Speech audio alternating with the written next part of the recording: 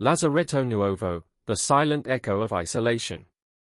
The salt-scoured brick of Lazzaretto Nuovo has stood silent for centuries, a lonely sentinel in the Venetian lagoon. For Marco and his team of historians, it was a treasure trove. A plague island, a place where goods and people were quarantined for 40 days, their very souls scoured by the quarantiner. They came to study the graffiti, the desperate scratches of the long dead. But Marco was obsessed with one particular inscription, carved deep into the wall of the Tesan Grande, "Non siamo mai partiti." We never left. It was just bravado, the others said. The defiance of men facing death. The first night, Marco heard it, a soft, rhythmic scratching, like a fingernail on old brick. He'd shrugged it off as rats. But the sound had a pattern, a deliberate, almost linguistic cadence. On the second night, he saw them. Not with his eyes, but through the thermal camera, a fleeting, cold shimmer in the shape of a man, hunched over in a corner of the vast warehouse. The air grew thick, carrying the faint, sweet stench of rotten old incense. His colleagues left, citing faulty equipment and frayed nerves. Marco stayed. He had to understand.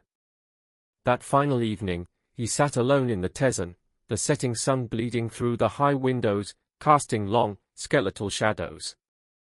The scratching began again, louder now, right behind him. He spun, flashlight beam cutting the gloom. Nothing. Then, a whisper, dry as dust, close to his ear. Quarantina. The word wasn't a memory, it was a demand. The temperature plummeted. The shadows in the great hall began to move, not as shadows, but as solid things, emaciated figures with dark, hollow eyes. They shuffled towards him, not with menace, but with a terrible, weary inevitability. They were the ones who had completed their quarantine, their bodies cleansed or burned. But their fear, their loneliness, their desperate hope, that had festered in the bricks. It had soaked into the island itself. They weren't ghosts. They were an echo of isolation so profound it had taken on form. And their quarantine wasn't over.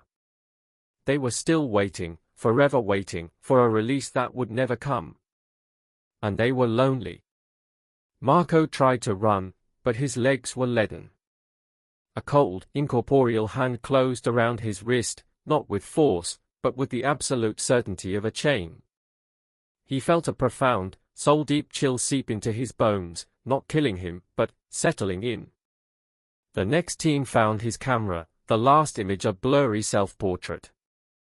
Marco's face was pale, his eyes wide with a terror that had frozen into a kind of vacant acceptance. He was sitting against the wall, right beneath the carved words. Non siamo mai partiti. They never found his body. But sometimes, when the fog rolls thick off the lagoon and the moon is hidden, new visitors to Lazzaretto Nuovo report a strange thing. They hear a soft, rhythmic scratching. And if they are unlucky, they feel a sudden, inexplicable chill and hear a dry, dusty whisper on the salt-laden air. It asks for just one thing. Quarantina. And the island's silent population grows by one.